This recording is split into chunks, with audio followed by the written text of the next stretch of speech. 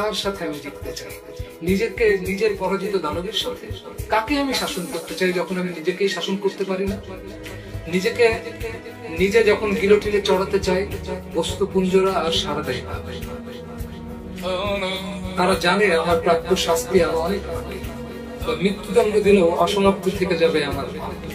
ছুটে চলেছে আমার স্পোর্টস কার সমাপ্তির আশায়, কিন্তু জানি সেই সমাপ্তি আসলে পুনরায় রেসের শুরু, আর আমার এই পাপ